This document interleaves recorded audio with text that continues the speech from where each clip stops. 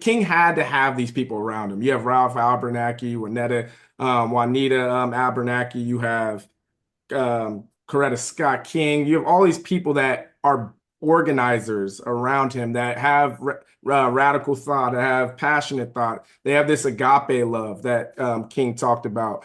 How did that play into the organization and how he talked to people and was able to move people, this agape love? That's a great question. And, I want to point out that even though King really appreciated his wife's brilliance and her passion and her activism, he was still flawed and he didn't see the potential for women really to be leaders in the movement. And he wanted Coretta to stay home and raise the kids and not get too involved in the movement. So it's another example of where we have to reckon with our heroes' flaws. And King was not a great organizer. He needed people to help him do the groundwork. He was not somebody who knew how to run a big organization. He was a preacher. He was trained to lead a church, but that's about it. And he found himself in this situation where he needed others to provide support. He needed others to do some of these jobs that he wasn't very good at. And he was good at listening. He was good at letting people do their jobs and making the key decisions and then staying out of the way. He was good at staying open to new ideas, so that when younger activists came along and they were leading the lunch counter sit-ins, or they were leading the freedom rides, or later when Stokely Carmichael was organizing the Black Power movement, King didn't get defensive. He continued to engage and to listen to their ideas and to take what he could. So I think that kind of agape love, that kind of recognizing the contributions that everybody could make was a big part of his success. Yeah, and from writing all these, just in general as a writer, you've written about Muhammad Ali, Martin Luther King, Lou Gehrig. Why is it so hard for us to humanize these bit larger than life figures? Like, and through your writing, how have you been able to write that in a way that we can see him? And when I read your book, I really felt like we saw the whole character of Martin Luther King. Yeah, I think I don't want to blame Hollywood, but we have a tendency to want to simplify our stories into these easily digestible, summaries. And what happens is that we take the easy parts and we cling to those, and we take the stories that are most convenient or most powerful, whether they're true or not. You mentioned Muhammad Ali. The story is that after he won the Olympic gold medal in Rome, he came back and threw his gold medal in the river to protest segregation in Louisville. And that's just not true. He lost the medal, and then later someone made up a story about throwing it in the river. So that's okay. It doesn't diminish Ali's greatness to say that he just lost his gold medal. It doesn't diminish his greatness to say that he had affairs, that he cheated on his wife.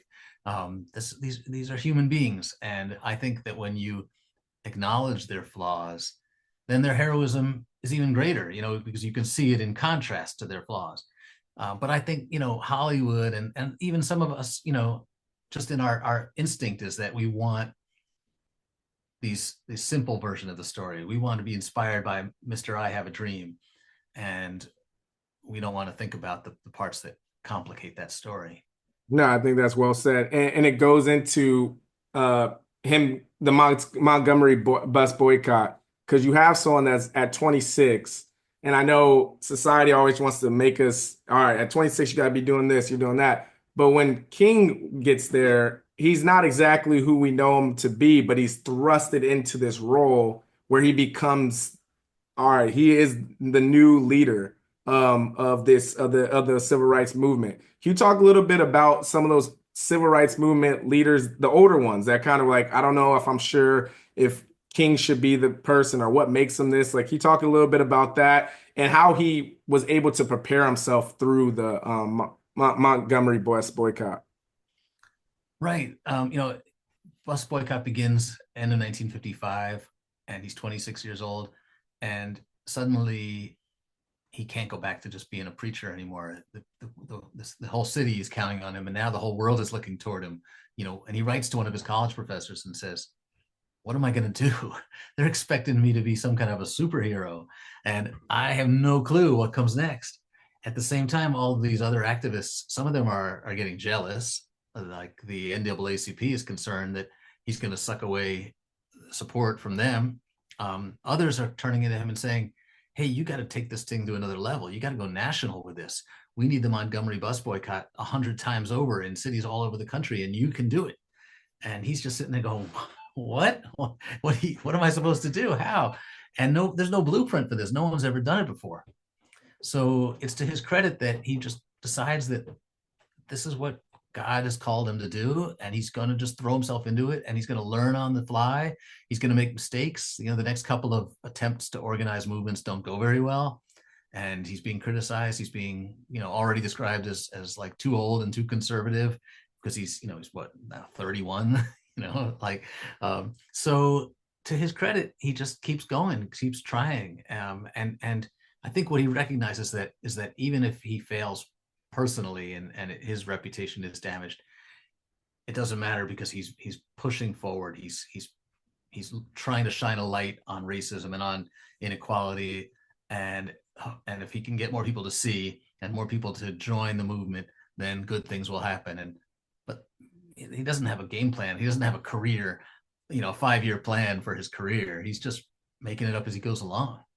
Yeah, and there's that old adage, like, to the man with the hammer, to the man with a hammer, every problem looks like a nail.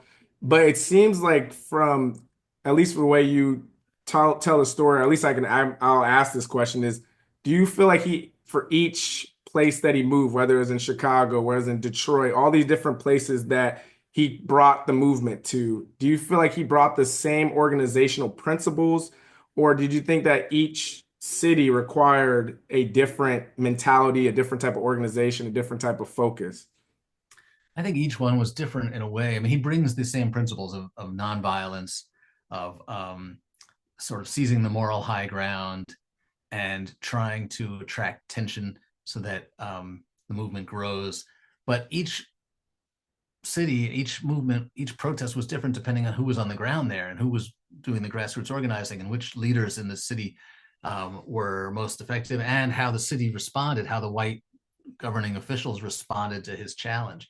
So again, it's another example of King being willing to just improvise. Just like, I'm going to go there and lend my name, and a lot of media will follow me, a lot of hate will follow me, and we're just going to blow some stuff up and see what happens. And hopefully we blow up enough stuff that eventually we get more allies. People in the North start supporting us more. Maybe a few people in the South, white Southerners, begin supporting us. And most importantly, we get the federal government to get off their butts and to do something in this fight. I think that was ultimately the big prize that he was building toward. If you enjoyed that clip, make sure you head over to www.bookupapp.com to download our app so you can connect with your favorite bookish content creators, start conversations, and start your own book club.